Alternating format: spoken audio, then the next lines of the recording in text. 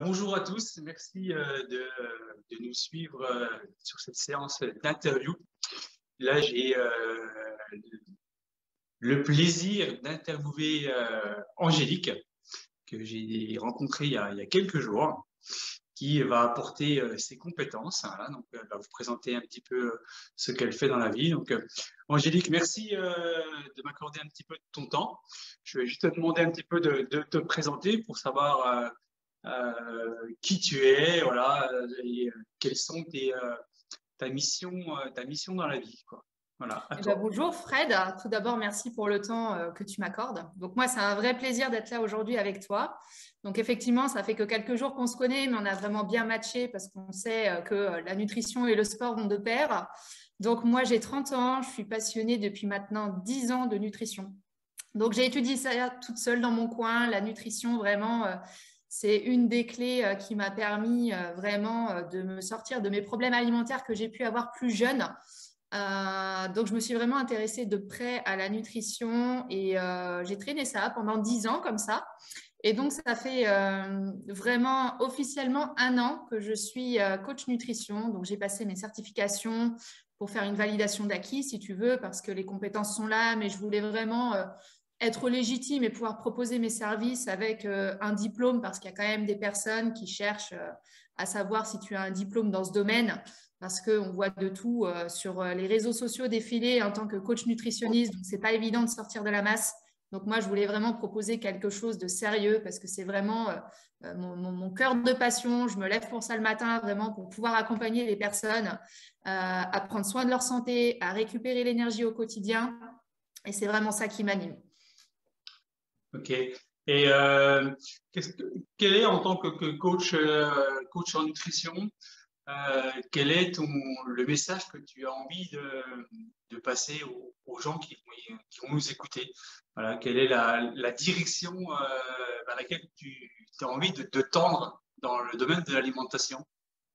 Alors moi, si tu veux, c'est vraiment à titre de prévention, c'est-à-dire qu'on voit beaucoup de personnes qui vont prendre soin de leur vie professionnelle ou de leur vie personnelle sans se préoccuper de leur santé. Et malheureusement, ces personnes-là, à 50, 55 ans, elles attrapent une maladie type le cancer ou le diabète, ou elles vont avoir trop de cholestérol. Et en fait,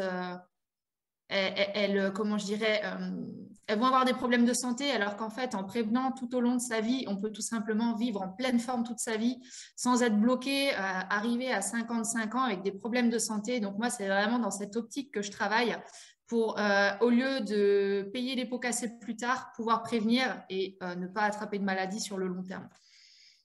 Donc en fait, si j'ai bien compris, tu prends vraiment un optique de prévention. Donc, donc par le biais de l'alimentation. Et quel est, à ton sens, à l'heure actuelle, les aliments qui sont contre-indiqués justement pour éviter, qui sont contre-indiqués dans le fait de ne pas avoir les résultats escomptés au niveau de sa santé? Alors, au niveau des groupes d'aliments, alors il y a le premier aliment, bien sûr, dont je vais parler, c'est tout ce qui concerne les sucres transformés, les sucres rapides. Donc ça, on sait que tout ce qui est sucre industriel n'est pas bon pour la santé.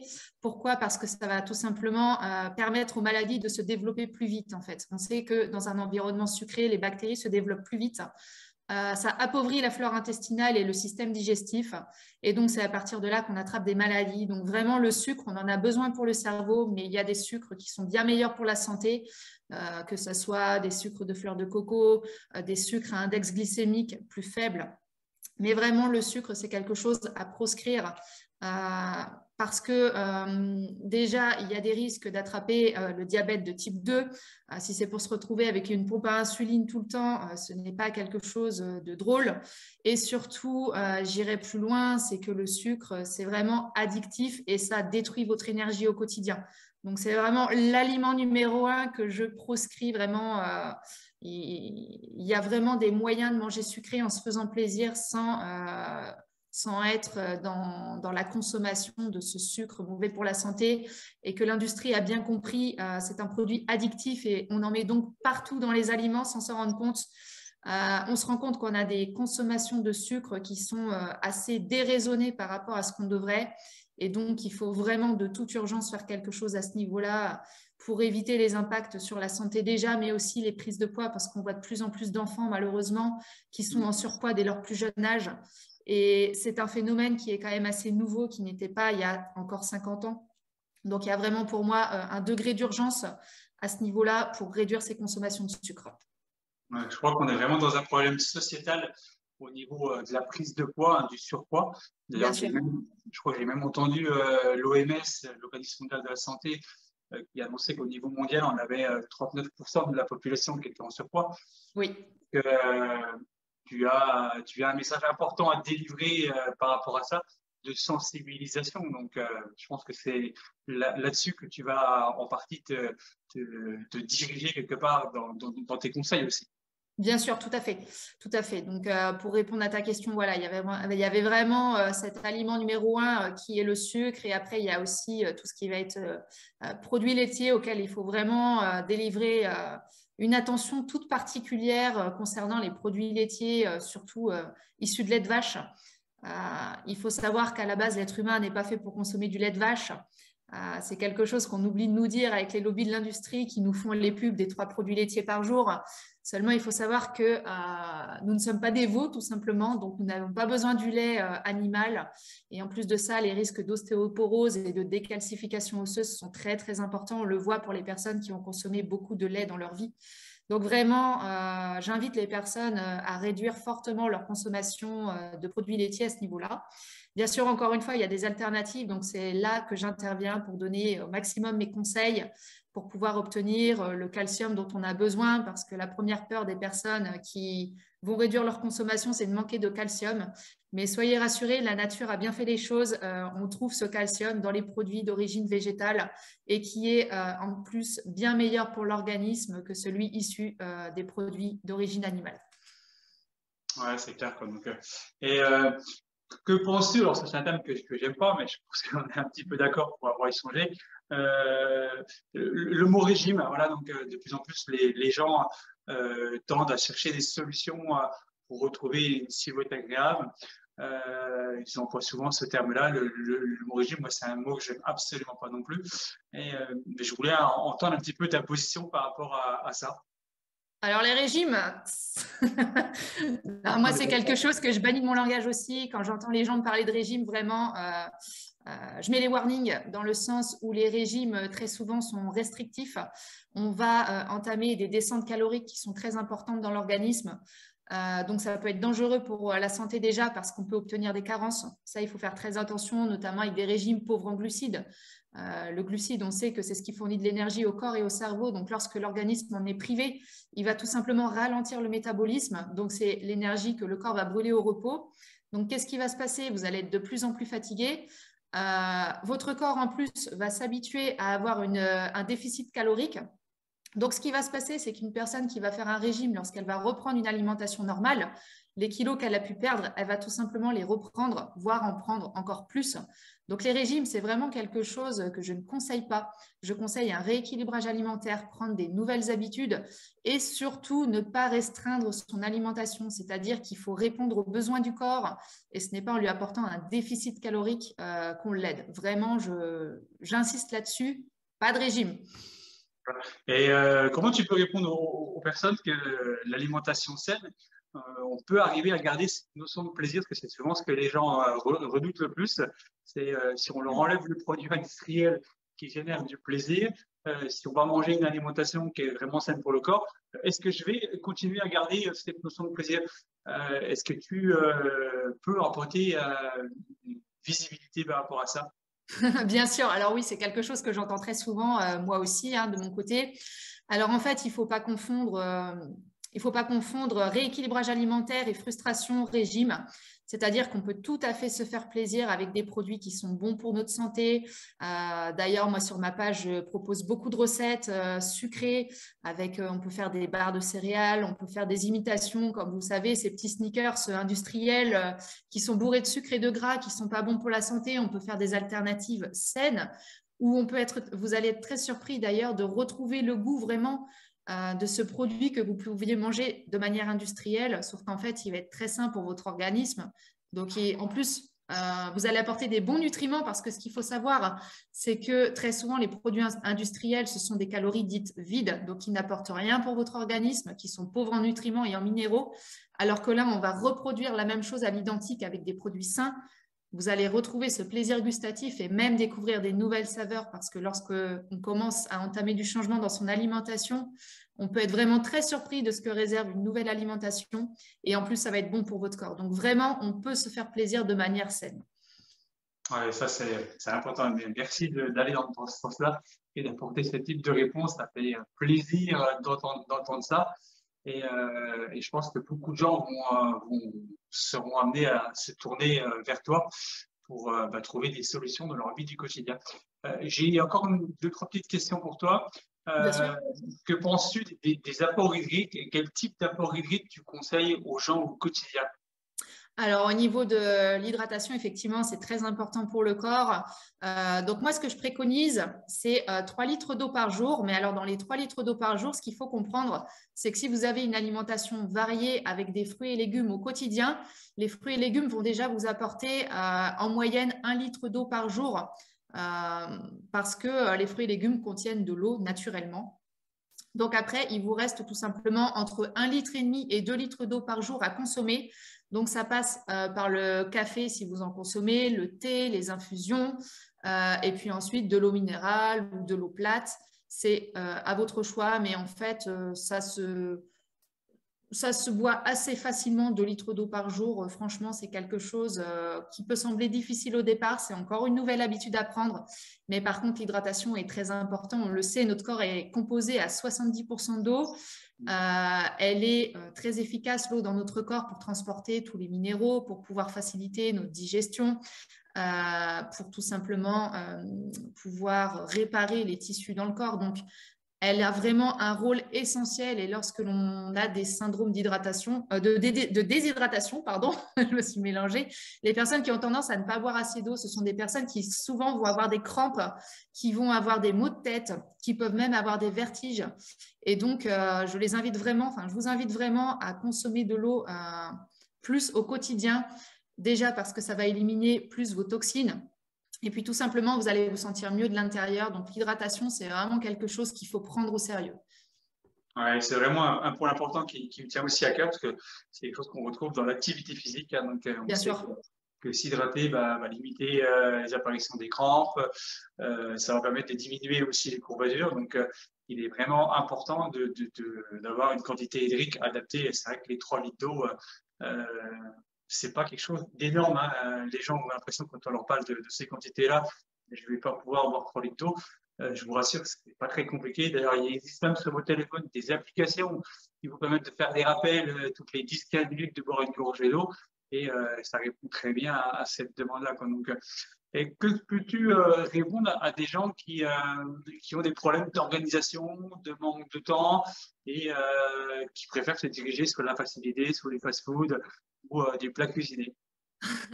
Alors ça, c'est le problème numéro un que je retrouve face à mes clients. Effectivement, la gestion du temps, c'est quelque chose qui peut faire peur au départ quand on prend des nouvelles habitudes. Donc moi, j'accompagne sur ce domaine-là, sur la gestion du temps, parce que vraiment, je vois des personnes stressées au quotidien, qui sont débordées par leur quotidien, qui n'arrivent pas à additionner leur vie professionnelle, personnelle, surtout pour une femme, on le sait, qui va devoir gérer des enfants, qui va devoir gérer son travail, faire les courses, faire la gestion des repas, des tâches ménagères. Alors vraiment, il faut savoir qu'on a tous des journées de 24 heures. C'est juste la façon dont vous allez organiser vos journées qui va changer la donne. C'est-à-dire que préparer des repas, on peut penser que ça va être très long, mais si on s'organise de manière linéaire, c'est très facile de placer 10 à 15 minutes par jour pour faire des repas sains et équilibrés. Ça ne prend pas plus de temps que d'aller acheter des plats tout préparés, les faire réchauffer, franchement. Et en plus, vous allez voir une différence sur votre budget, vraiment, parce que les personnes qui nous regardent et qui consomment industriel doivent se reconnaître et doivent se dire qu'effectivement, en termes de budget, la nourriture industrielle, ça a quand même un coût, que ça soit pour votre porte-monnaie ou pour votre santé. Ouais, c'est clair, quoi. Donc, et du coup, tu as une position particulière par rapport au bio? Alors moi, le bio, moi-même, je vais faire des courses en boutique bio hein, sur certains produits, bien sûr. Par contre, je tiens quand même à faire une parenthèse sur le fait que si vous achetez des fruits et légumes, que ce soit en magasin bio, s'ils viennent de l'autre bout de la planète, c'est pas une consommation bio selon moi. Il faut quand même consommer local et de saison selon moi. Il faut vraiment respecter les saisons, tout simplement. C'est très important. Donc le bio, ça peut être très bien pour tout ce qui concerne les fruits secs, pour tous les oléagineux. Il y a quand même des choses qui sont très très bien dans les boutiques bio. Par contre, au niveau des fruits et légumes, vraiment, tenez-vous à faire des courses qui respectent la saisonnalité, tout simplement. C'est clair, quoi, c'est clair. Ouais. Eh bien, je crois qu'on a fait donné pas mal d'informations aux personnes qui vont suivre cette interview-là. Vous pourrez suivre Angélique. Je mettrai en lien sa page pour qu'on puisse la suivre. Et je crois que tu as aussi mis en place un programme. Il y a aussi des programmes pour accompagner les gens sur justement ce fait de bien manger. Et je crois que tu as aussi une approche au niveau de la motivation, au niveau du mental, il me semble, pour avoir échangé avec toi. Bien sûr, alors tout à fait. En fait, j'ai deux types de programmes. Donc, je vais avoir un programme vraiment sur la nutrition pure et dure où là, on va commencer par faire un nettoyage total du corps pour repartir sur des bonnes bases. On va faire une détoxification justement au sucre. Donc, avant, les personnes que j'accompagne, je leur fais faire un test pour voir leur degré d'addiction au sucre déjà, pour comprendre un petit peu leur mode de fonctionnement. On va donc détoxifier l'organisme du sucre et prendre ensuite des nouvelles habitudes alimentaires. Donc, c'est un programme où là, j'accompagne les personnes sur 8 semaines, donc ça fait 2 mois à la totalité. Vous aurez donc une plateforme en ligne avec des petites vidéos, des modules bien explicatifs pour avoir tous les outils, toutes les méthodes concrètes pour mettre les nouvelles habitudes en place. Et après, je suis là, moi, en plus, pour vous faire des séances de coaching en visio, par Messenger, par WhatsApp. C'est vraiment au choix. Une fois par semaine pour commencer, puis une fois tous les 15 jours pour vraiment laisser les nouvelles habitudes se mettre en place. Mais à savoir que je suis toujours avec mes clients, donc il y a un accès WhatsApp en illimité avec moi pour pouvoir communiquer dès qu'il y a la moindre question, dès qu'on sent qu'on a une petite perte de motivation. Ce sont des choses qui peuvent arriver, bien sûr. Le changement n'est pas facile, donc on a besoin de se sentir épaulé dans ces moments-là. C'est là que j'interviens également. Donc ça, c'est pour mon accompagnement sur la nutrition. Et ensuite, comme tu le disais, Fred, j'accompagne également sur la partie vraiment mentale qui est importante, notamment pour les personnes qui veulent reprendre leur nutrition en main, mais qui vont manquer de confiance ou qui ont eu des croyances dans le passé concernant l'alimentation et qui sont bloquées dans leur schéma. Je les accompagne vraiment à détruire les schémas sur les croyances limitantes, pour pouvoir vraiment s'aider à passer au niveau au-dessus, à prendre confiance et surtout à s'accepter et s'aimer tel que l'on est aussi. C'est très important comme travail quand on veut reprendre son corps en main, quand on veut des transformations. Parce que très souvent, on aura beau faire n'importe quel régime, si on ne sait pas aimer à la base ni accepter, ça va être très compliqué de s'accepter plus tard avec un changement. Donc vraiment, il y a une partie très psychologique qui entoure la nutrition. Et donc, j'accompagne sur les deux. Donc là, encore une fois, il y a une plateforme en ligne qui permet d'accéder à tout le contenu, encore une fois, avec tous les outils. Par contre, là, c'est quelque chose vraiment de plus complet. Quand on touche au mental, c'est vraiment un travail de fond. Donc là, c'est un accompagnement sur 6 mois que je propose. Donc avec la même approche que la nutrition, des coachings WhatsApp, Messenger ou Zoom, une fois tous les 15 jours, plus si nécessaire, et un accès WhatsApp en illimité avec moi pour poser toutes les questions nécessaires. Ouais, c'est vraiment top. Hein. Donc, c'est vrai qu'on est sur une clé de voûte hein, entre la nutrition et la partie psychologique.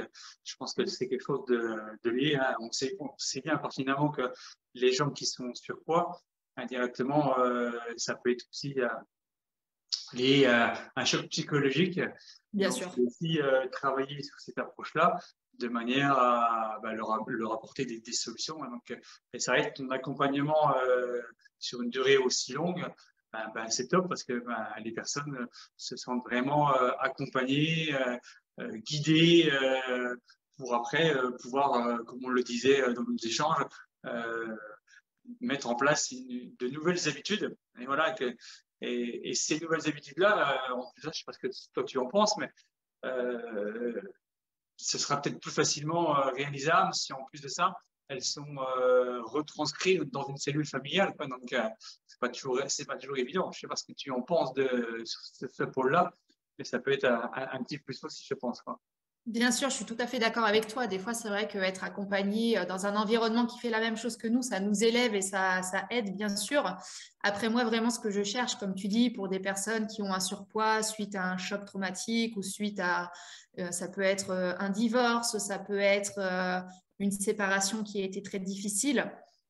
Vraiment, l'idée, ça ne va pas être d'aller chercher la cause, mais de résoudre le problème. Parce que très souvent, on se rend compte qu'il y a une étroite relation entre les deux, mais que lorsque l'on pointe la cause du problème, ça ne résout pas le problème. L'idée, c'est vraiment de pouvoir mettre en place des nouvelles actions, résoudre la problématique et aller de l'avant, pouvoir faire tout simplement la paix avec son passé, faire un trait dessus et passer tout simplement dans le présent qui vous permet de mettre les nouvelles actions en place pour définir un futur meilleur, tout simplement.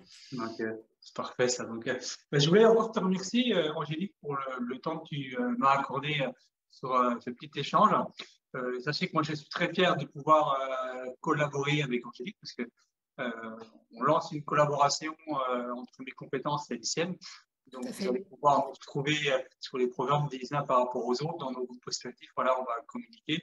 Angélique va communiquer certaines de ses recettes pour mon groupe. Moi, je vais pouvoir communiquer aussi mes activités physiques. Voilà, donc voilà, on va essayer de vous apporter l'un et l'autre nos compétences respectives. Voilà, donc de manière à mutualiser et que vous ayez vraiment les résultats sur le pôle santé sportif et la partie nutrition. C'est exactement ça. Et je suis vraiment Apporté, ravie. ouais, merci pour tout ce que tu nous as apporté comme information aujourd'hui. Et les gens, de toute façon, seront amenés à te suivre dans mon groupe. Voilà, ils auront tes contacts, ils pourront te suivre sur ton groupe Facebook aussi. Donc, venir aller chercher un peu plus d'informations complémentaires pour ceux qui le désirent. Voilà. Je te Bien sûr. remercie encore pour le temps que tu as pris pour répondre à ces questions.